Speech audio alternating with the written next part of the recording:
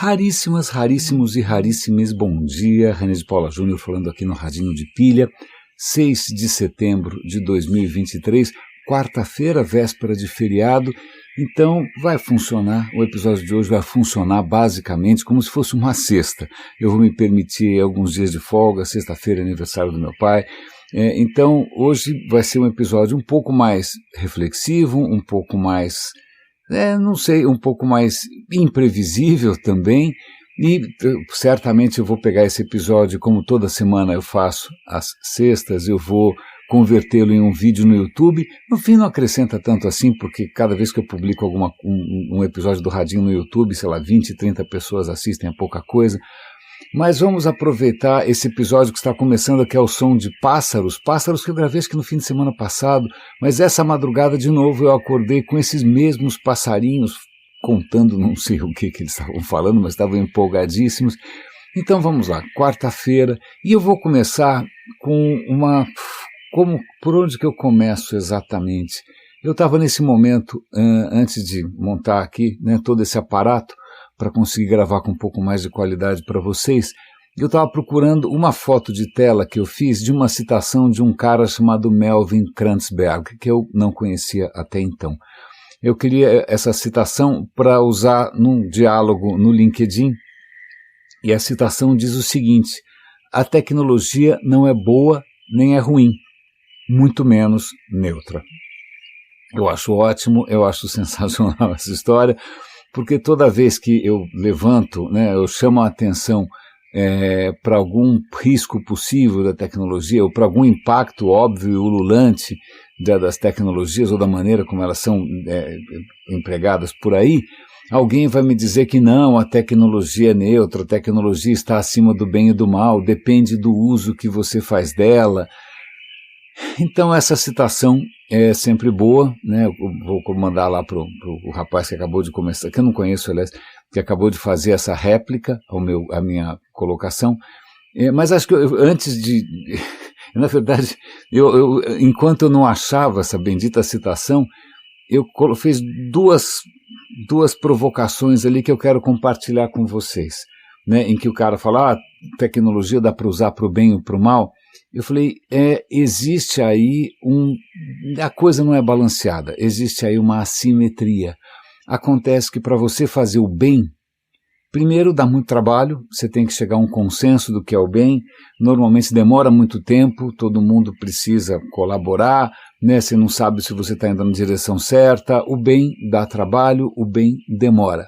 Agora, para você fazer o mal é a coisa mais simples do mundo. Eu não usei a imagem que eu sempre uso, eu já fiz isso num evento, provocou boas risadas, porque eu falei, olha, imagina que de repente eu estou trancado num elevador com 10 pessoas e a gente tenha que chegar a um consenso sobre qual é a melhor coisa a fazer. Vai demorar bastante para a gente chegar a alguma estratégia, vai ter gente querendo fazer isso, fazer aquilo, vai ser ali uma votação. Agora, se eu quiser fazer alguma coisa bem ruim, eu solto um pum. Então fica aqui a minha tese de que fazer o mal é muito mais simples, é muito mais rápido, tem uma maneira infinita de você fazer coisas ruins, tem infinitas maneiras de você fazer estrago. Agora, para você achar a coisa boa é muito difícil. E eu também fiz uma outra provocação, já que o rapaz parece ser americano, eu falei, me faça uma lista de 10 coisas positivas que você pode fazer com um fuzil de assalto, com um AR-15, não é? Quantas coisas boas você pode fazer com a AR-15? Agora eu vou fazer aqui uma lista das coisas ruins que você pode fazer com a AR-15. Você pode entrar numa escola e fuzilar crianças que vão explodir no ar, Você pode fazer várias coisas, matar os seus colegas, matar uma família. Veja, um fuzil, em princípio, é mecânica, química, energia cinética, energia potencial. Um fuzil, em princípio, é a aplicação de ciência e de engenharia.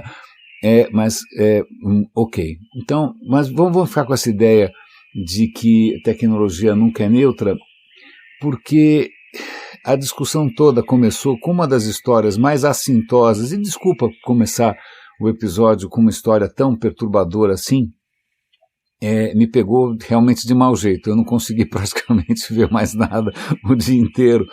A BBC tem uma série, está com uma série nova de podcasts chamado Extremo, Eu falei, bom, que será extremo o quê? Né?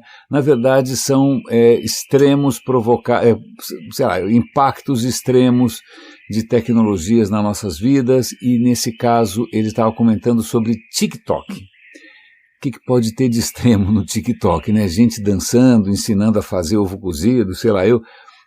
A coisa é um pouco mais estranha, prepare-se, a questão é a seguinte: parece que estão fazendo sucesso no TikTok vídeos em que aparece uma criança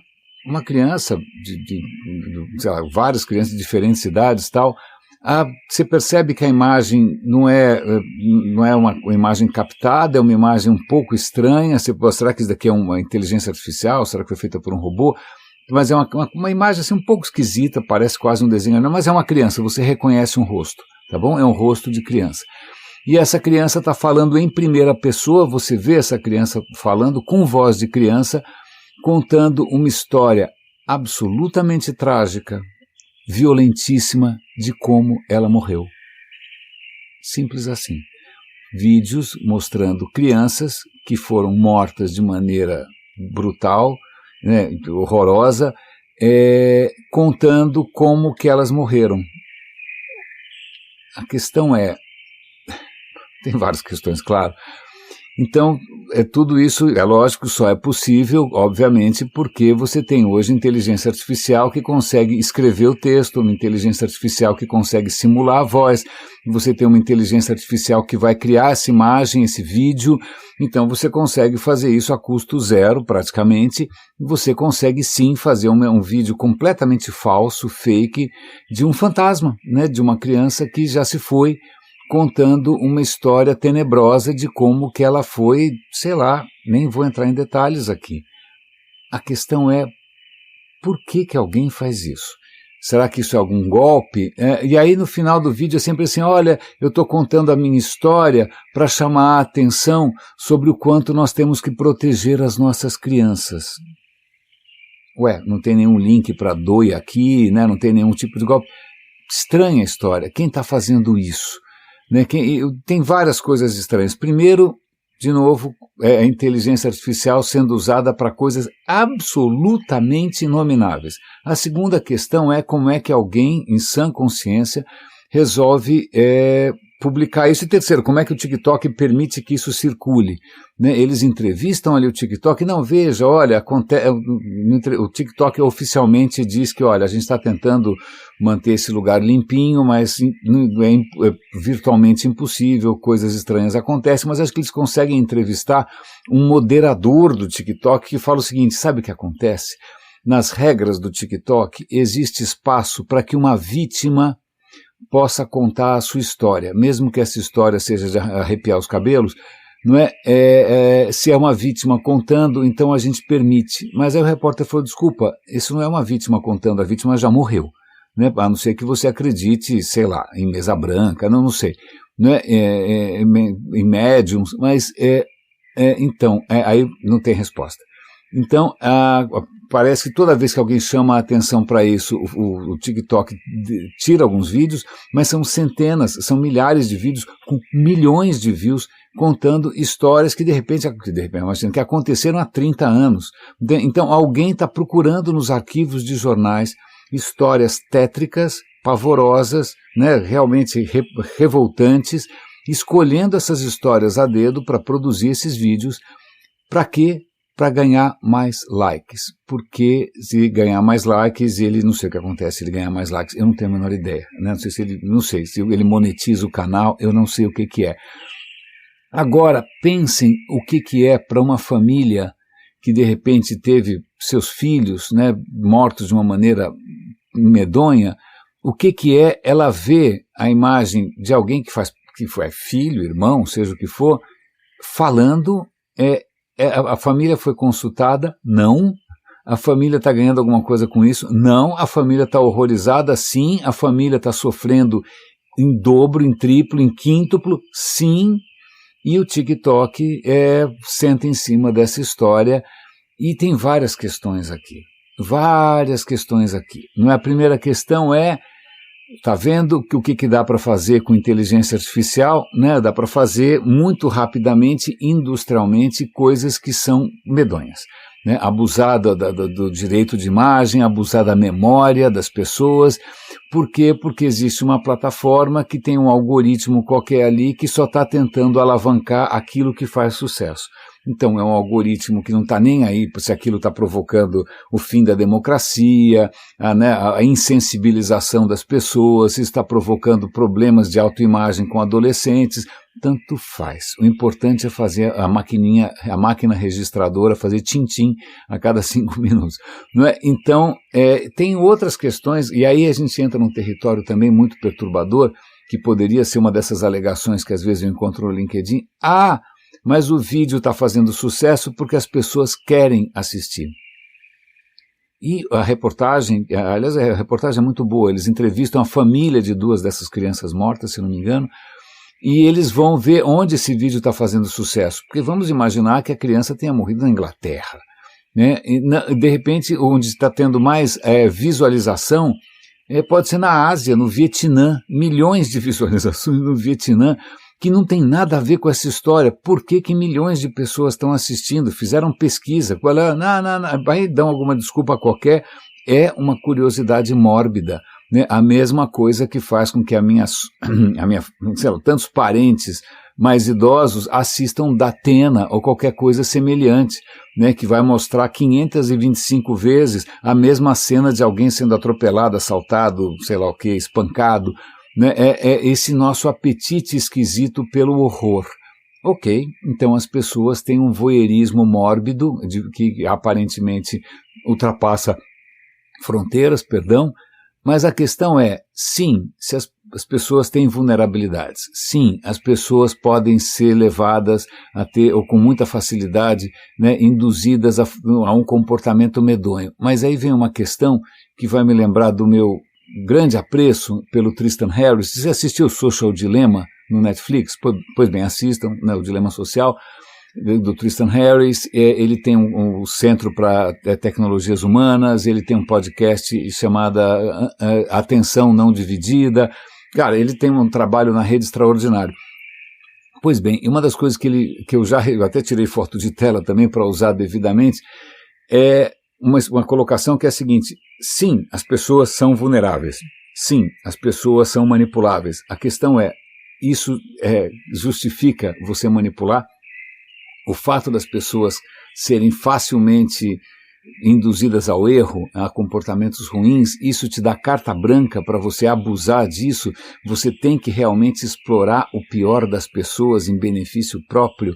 Então fica aqui a questão. Eu estou trazendo isso não para azedar o dia de vocês com essa coisa absolutamente pavorosa do uso de uma plataforma de entretenimento para fazer uma coisa de péssimo gosto e de absoluto desrespeito com a tragédia humana, não é? Mas para a gente pensar nas desculpas que a gente inventa. Não, olha, que mal tem? Olha, quem mata não é o revólver, é quem puxa o gatilho. Né? O problema da violência não é social, o problema da violência é o maluco que vai lá e pega uma faca e faz não sei o quê. Então, a culpa é para a gente parar e repensar. Porque a gente é muito bom em inventar desculpas. Isso é uma coisa absolutamente assustadora para mim. E mesmo que você tenha figuras tão brilhantes quanto o Tristan Harris, ou mesmo o Yuval Harari, eu vou dar o link aqui para uma fala dele excepcional. Vou dar o link, é um trecho que ele publicou no Twitter. Eu sigo o Yuval Harari no Twitter, eu vou chamar o X de Twitter até morrer, mas que é uma fala curtinha, e eu vou dar o link para o vídeo original que ele está fazendo um debate no Butão, ou no Nepal, eu não me lembro mais, eu acho que é no Butão. E, aliás, é muito interessante fazer um parêntese aqui, porque eu comecei a assistir o vídeo, num certo momento alguém da plateia pede o microfone para fazer uma pergunta. Quem nasce no Butão, eu não sei o que, é butanês? Eu não tenho a menor ideia. O butanês com trajes butaneses, no inglês bastante razoável, ele faz uma série de perguntas impressionantes sobre globalização, sobre tecnologia. Cara, ele faz 3 perguntas ali pro nosso amigo Yuval Harari, que o Yuval Harari fica de olho arregalado e se esforça para tentar responder em pouco tempo. Mas a colocação que o Yuval Harari faz muito rapidamente ali no Twitter é a seguinte: olha, a gente não aprendeu nada com o século XX, né? No século XX, a humanidade quase foi para o espaço. Eu comentei ontem aqui, né? Imagina se não fosse o Akilov, como é que chamava o Akilov, que eu falei ontem, aquele general russo, aquele militar russo, que na crise dos mísseis de Cuba se negou a disparar uma arma atômica, falou, não, desculpa, eu não tenho evidências suficientes para disparar uma arma atômica, perdão, eu preciso de mais evidência do que isso.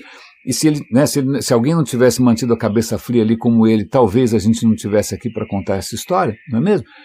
Então ele fala, olha, no século passado a gente quase, né, terminou com a humanidade inteira.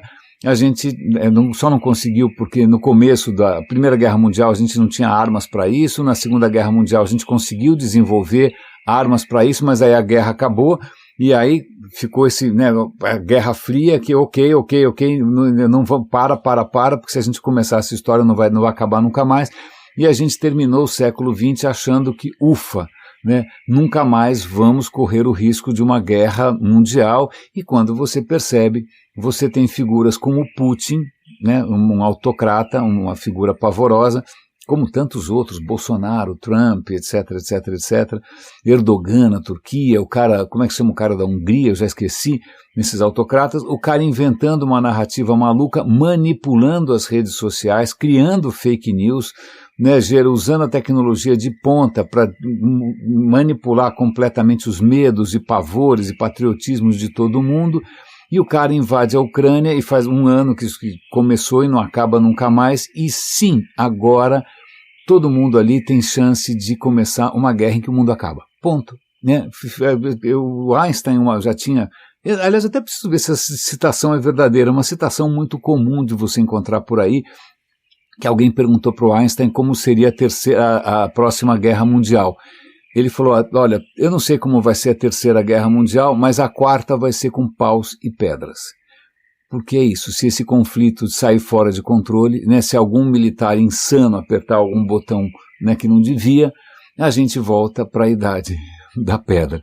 E, aliás, falando nessa questão de manipulação, uma coisa muito perturbadora são essas tentativas, quando você presta atenção num Trump, quando você presta atenção num Putin, você presta atenção no Bolsonaro, todos eles estão usando o mesmo manual, né, que é apavorar as pessoas, né, deve ter Datena na Rússia, deve ter Datena em tudo quanto é canto. Né, olha, o mundo está acabando, é uma dissolução dos costumes, onde já se viu que depravação, alguém tem que fazer alguma coisa a respeito, sou eu, né, o herói que vai salvar você da degradação moral, você não pode nunca mais sair na rua, você está sendo perseguido, né, por minorias rancorosas ou maiorias rancorosas, tanto faz. Então, a gente tem que restaurar o passado glorioso, né? Então, Putin quer restaurar a Rússia gloriosa, que nunca existiu. Né? O Trump quer Make America Great Again, que nunca foi great também.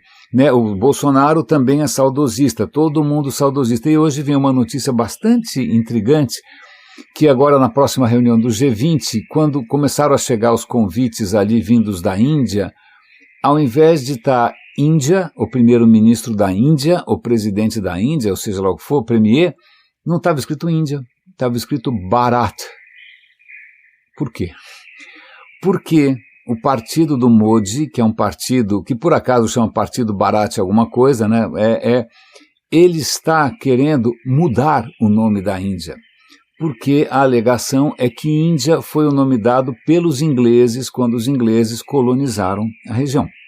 Então, Índia é um vestígio da violência colonial, nós fomos escravizados, não podemos nunca mais ser escravizados, então vamos resgatar o nome original da Índia, que é Bharat, que é um nome que aparece em textos sagrados. Agora, sagrado para quem? Sagrado para os hindus. Né? Os textos sagrados dos hindus, lá atrás, eles mencionam Bharat, então, olha, tá vendo? Bharat aí existe desde que o mundo é mundo, então vamos voltar a chamar a Índia de Bharat. E a questão, várias questões aqui, não é? Primeiro, digamos que a Índia não é só feita de adeptos ou seguidores do hinduísmo, né? Sempre foi uma região muito plural. Você tinha maniqueus, você tem, sei lá, já um monte de coisa que eu não vou lembrar, inclusive muçulmanos, faz muito tempo, né?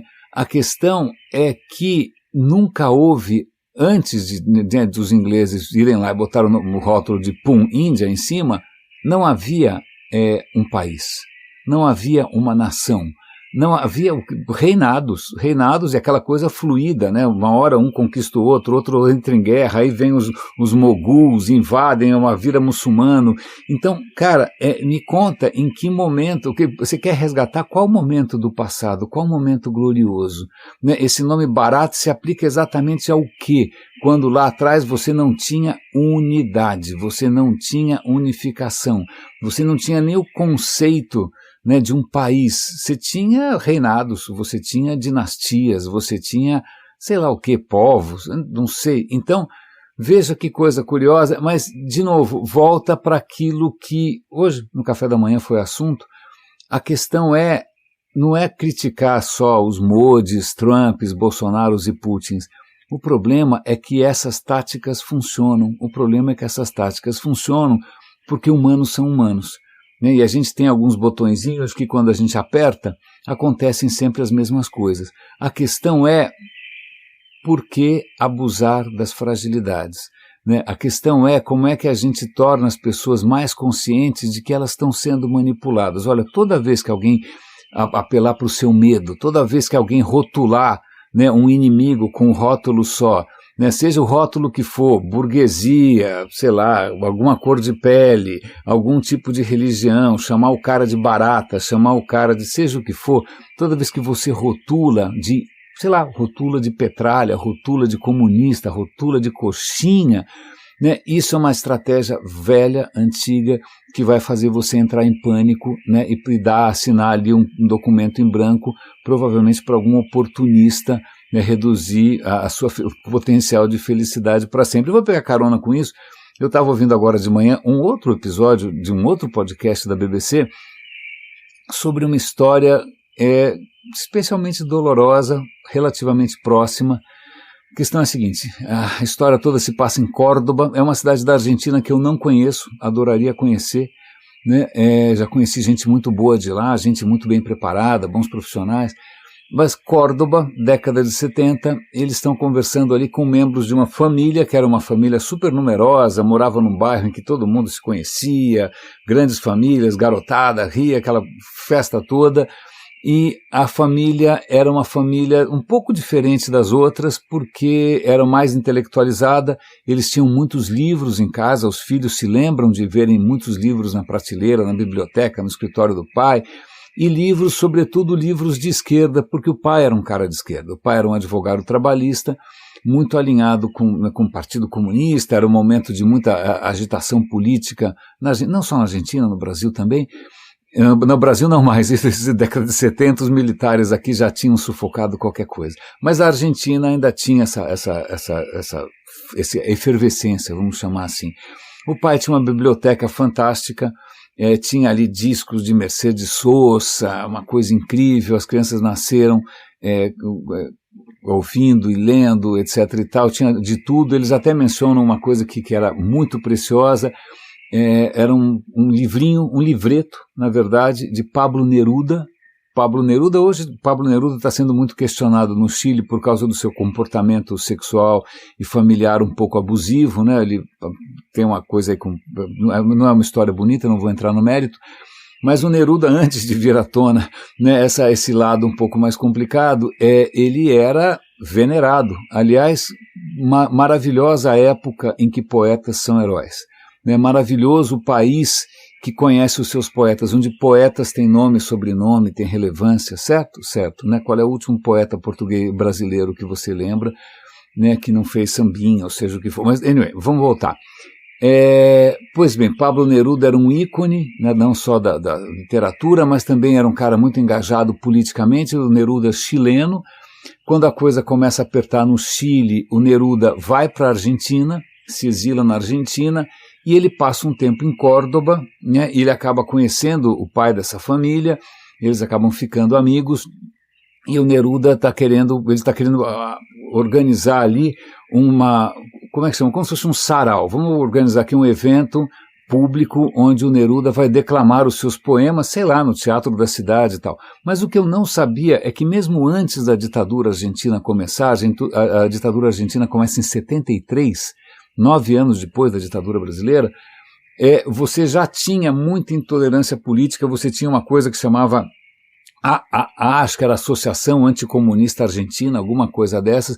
Você já tinha grupos de extrema-direita aterrorizando as pessoas por aí, não é? E então já era arriscado você ser de esquerda ou você ter alguma simpatia, né, por questões políticas, já era arriscado. Então não é só que, veja bem, não é só que os militares levaram a Argentina, não, você já tinha na população ali uma movimentação bastante radical.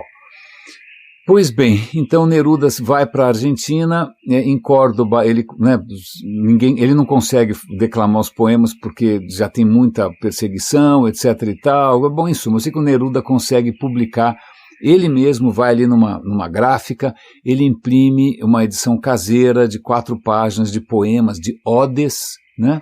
De odes, e aí esse advogado ele ganha uma edição autografada. Então, puxa, uma biblioteca esplêndida, com coisas preciosas e tal. Eu não ouvi o resto do episódio, eu provavelmente ouvir no final de semana, mas a história é que em 73 vem a ditadura, um golpe militar na Argentina, se eu não me engano, 11 de setembro, e o que acontece é que 12 dias depois Neruda é encontrado morto, certamente envenenado, né? Acho que já não estava mais na Argentina, eu não lembro onde ele morreu, né? Mas Neruda morre logo depois, então é uma série de eventos traumáticos, horrorosos, trágicos, e o resto desse podcast vai ser sobre esse advogado escondendo os seus livros, trancando, escondendo, emparedando, tentando salvar essas obras todas do quê?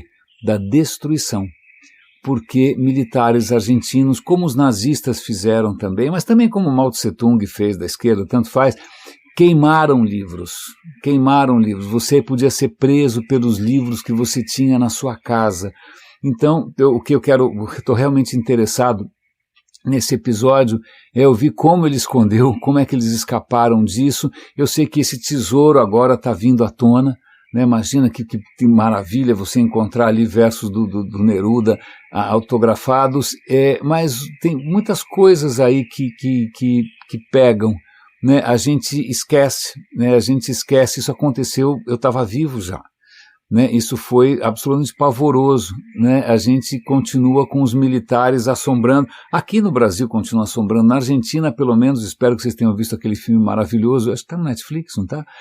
Sobre 1985, eles conseguiram, parabéns para eles, enquadrar esses milicos torturadores, cruéis, assassinos, né? Embora, isso é uma questão bastante recente, tem uma candidata de extrema-direita na Argentina que está fazendo homenagens aos tadinhos dos militares que foram mortos pelos terroristas na Guerra Suja. Tadinhos. Então existe, assim como o Bolsonaro também glorificava os torturadores, assassinos, né, corruptos, na Argentina também ainda tem gente, o Chile também é bastante dividido com relação à ditadura do Pinochet, uma ditadura sangrenta, horrorosa também, que durou décadas e décadas.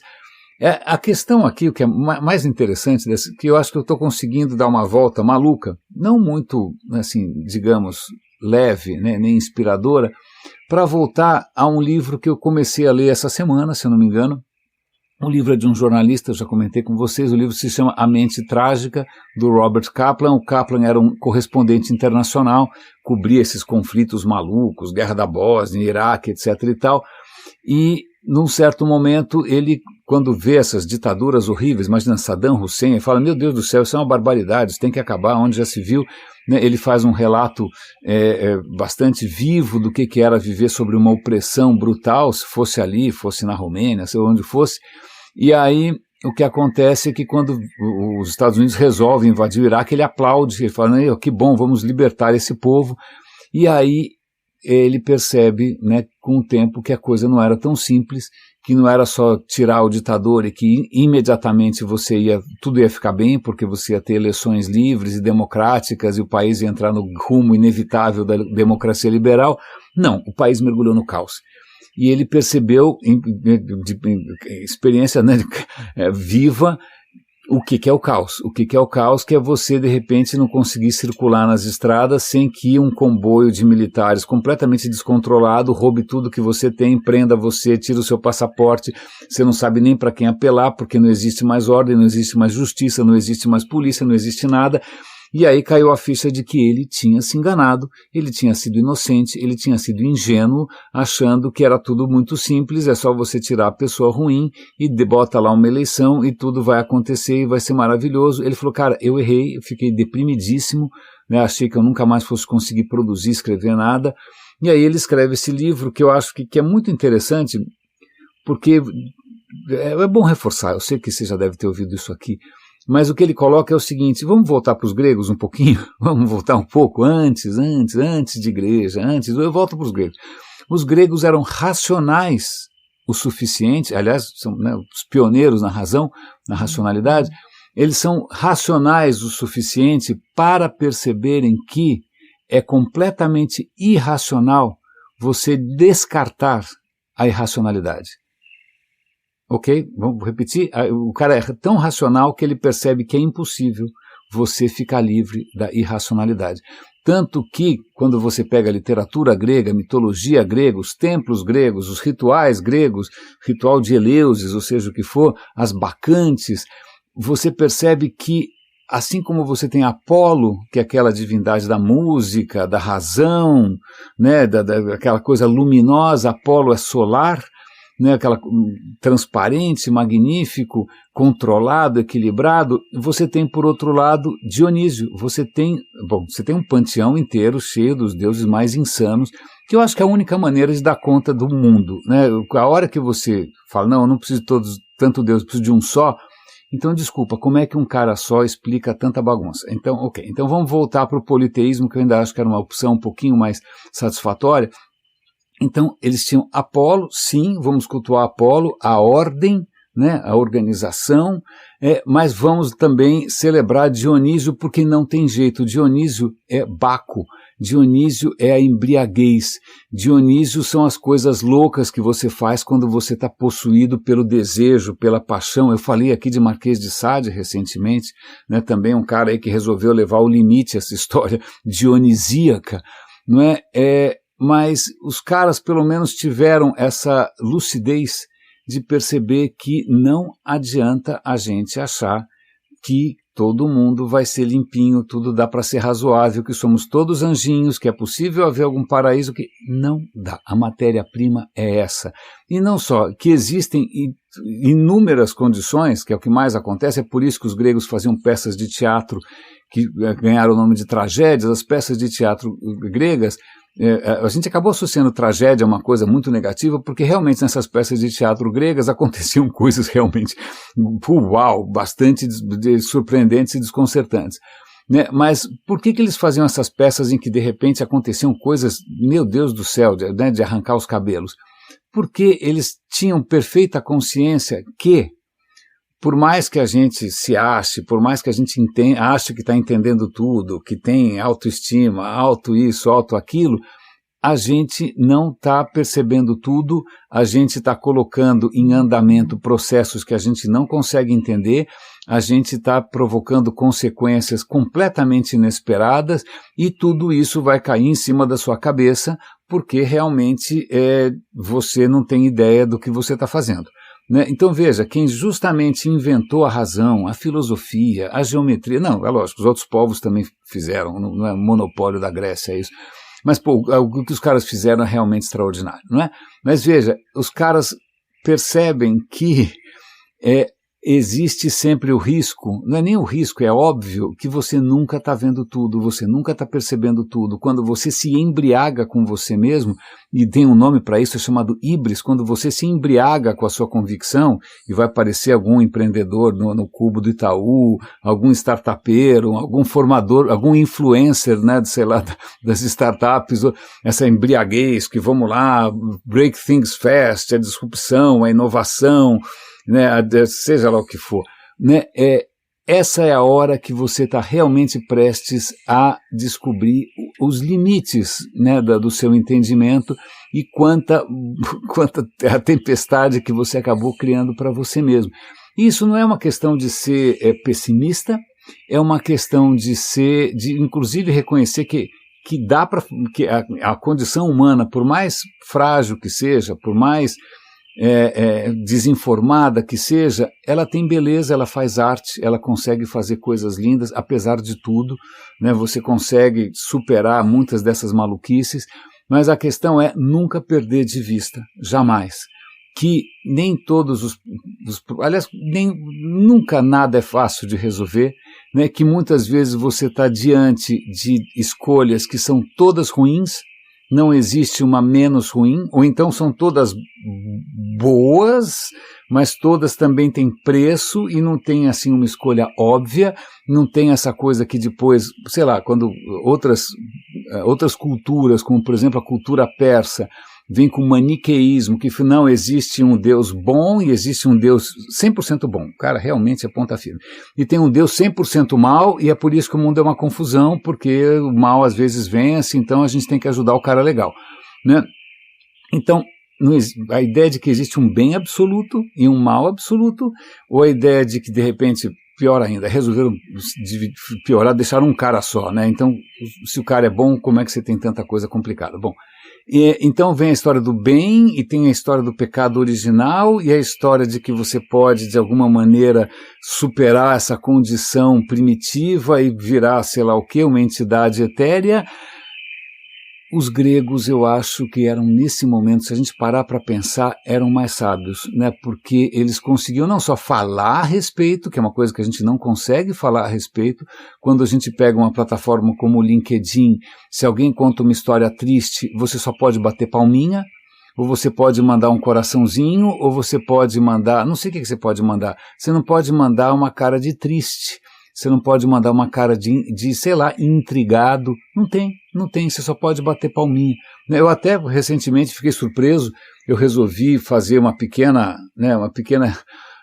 digamos, torcer um pouco as coisas ali, usei uma plataforma que normalmente é usada para autopromoção, né, para criar narrativas gloriosas de sei lá do que o RH é maravilhoso, que as empresas são humanas e tal, e eu resolvi compartilhar uma história que eu acho que certamente aconteceu com muitos de vocês, de processos de demissão que são desumanos, né? Eu fui demitido de surpresa, nem foi pelo cara que me contratou, o cara não se dignou, foi demitido por surpresa numa videochamada que eu nem sabia que ia ser uma demissão, eu achei que fosse uma videochamada normal, são tantas, uma atrás da outra, você passa o dia inteiro no Meet, no Zoom, não sei lá onde, quando você vai ver, está lá o RH, em 5 minutos, seu e-mail não funciona mais, o Slack não funciona mais, você não consegue nem dizer tchau para as pessoas. E no LinkedIn essas coisas normalmente não aparecem, porque óbvio, aquilo tem que ser um paraíso limpo, lindo, de pessoas bem-sucedidas, com dicas infalíveis para você realmente ter uma carreira de sucesso. Eu falei, cara, eu compartilhei essa história sem acusar necessariamente ninguém, ou sem entrar se eu merecia ou não ser demitido, mas pelo modo, pelo processo, pela desumanidade do processo. Não é? E eu falei, bom, o que será que vai acontecer no LinkedIn, né, que essa coisa apolínea, vamos chamar de apolínea, eu estou trazendo aqui uma coisa que é o lado B, não é? O mundo tem lado B, tecnologia tem lado B, tudo tem lado B, por que a gente insiste nessa coisa angelical? Tá bom, aí eu achei que, bom, sei lá, o algoritmo não vai me favorecer.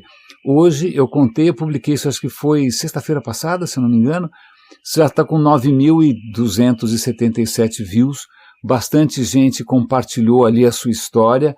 Então veja, eu comecei dizendo que tecnologia não é boa nem é má, mas nunca é neutra, quando você constrói uma plataforma, né? Uma plataforma que, se você logo percebe que é uma plataforma para você construir a sua própria imagem, para você, né, virar um produto atraente, né, para você virar um assessor de imprensa, um publicitário de você mesmo, e que a própria plataforma, ela simplesmente castra qualquer tipo de interação que não seja positiva, né, como se fosse, sei lá, né, estou pensando aqui em todos os cerceamentos de várias igrejas com relação a várias coisas, né, você só pode ser santinho, você só pode ser bonzinho, então veja, isso leva ao quê?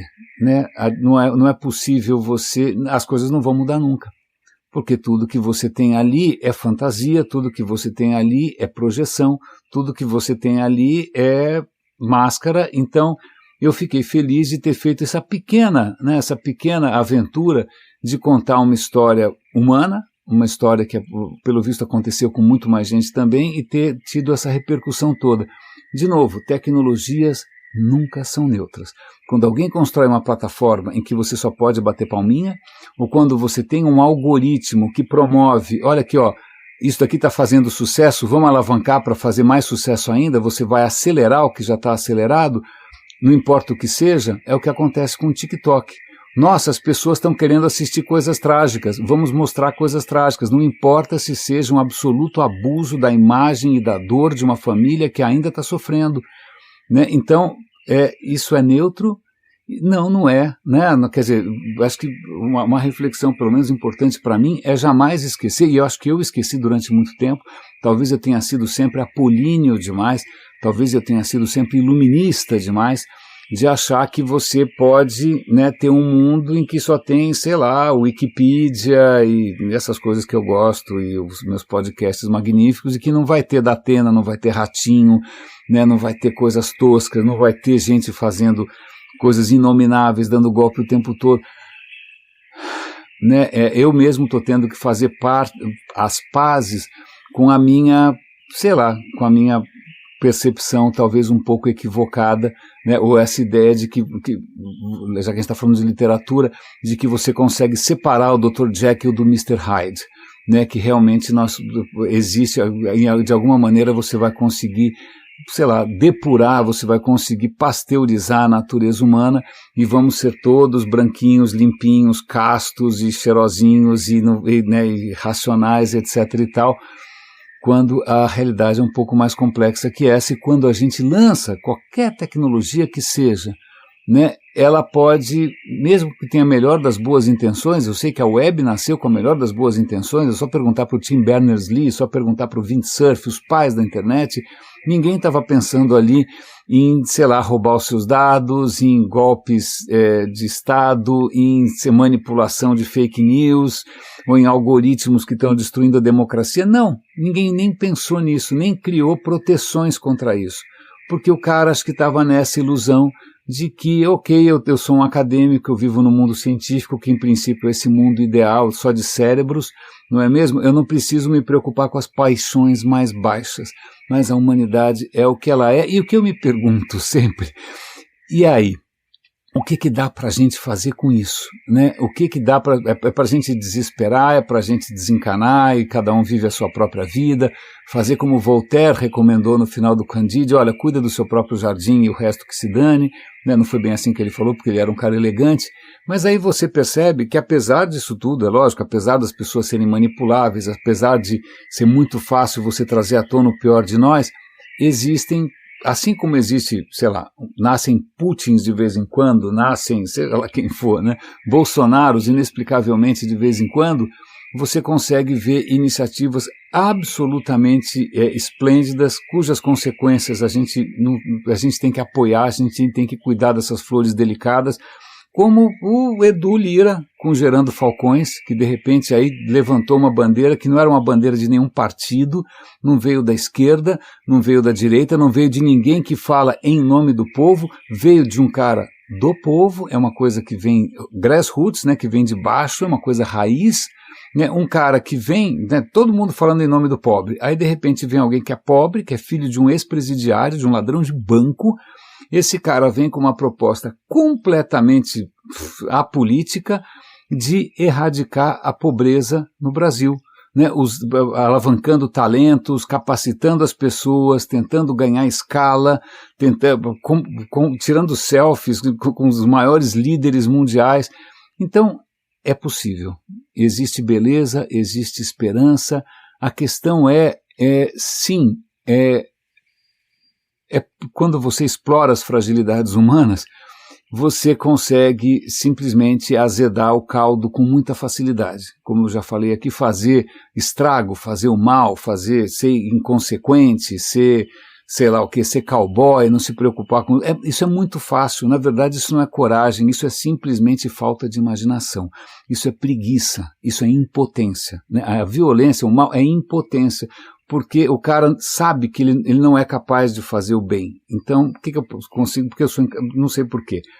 Então, quando a gente encontra histórias como essas, do Edu Lyra, que eu estou sempre dando destaque aqui, né, quando a gente encontra, sei lá, quer ver uma notícia, que é outro brasileiro aqui, tem uma notícia muito interessante aqui sobre uma medição inédita. Pela primeira vez a gente tem noção de quanto um buraco negro consegue juntar de matéria, à medida que quando um buraco negro, ele pode crescer muito. Eles estão falando aqui de um buraco negro que tem quanto que é 1 milhão de vezes mais a massa do Sol. É isso, eu sei que é uma coisa descomunal, uma coisa gigantesca, centenas de milhões de vezes maior que a massa do Sol, né? Ele está a 1 bilhão de anos-luz de distância e ele está devorando uma quantidade gigante de matéria. Quando ele está devorando o que tem em volta, isso faz um redemoinho, o redemoinho acelera cada vez mais rápido. À medida que ele acelera cada vez mais rápido, a velocidade aumenta, o calor aumenta e começa a emitir luz. Então, mesmo o buraco negro sendo, em princípio, invisível, né, o seu buffet que está girando em volta dele ali, ele emite luz. E essa luz, como ainda não chegou no buraco negro, a gente consegue ver. E cientistas brasileiros, 2 astrônomos brasileiros do Instituto de Pesquisa Espacial Brasileiro, conseguiram ter uma ideia com um método extremamente interessante, né, um método que leva em conta que, puxa, quando a gente já falou isso aqui no radinho, né, cada elemento químico emite luz, quando ele é excitado, ele emite luz numa frequência específica. Você consegue reconhecer hidrogênio a bilhões de anos-luz de distância, você consegue reconhecer a assinatura do oxigênio, eles conseguiram reconhecer a assinatura do hidrogênio, do oxigênio, a velocidade, etc. e tal, e pela primeira vez cientistas brasileiros estão conseguindo dar uma ideia, construir e validar um modelo matemático sobre como que esses buracos negros colossais, né, estão devorando a matéria, quanto que tem em volta. Olha aí, Brasil contribuindo para a ciência internacional, né, existem tantas iniciativas nobres, tantas iniciativas bacanas. A gente tem aqui, aliás, um resgate recente, acho que foi o André Trigueiro que chamou a atenção para isso, mas eu vou até dar um link internacional.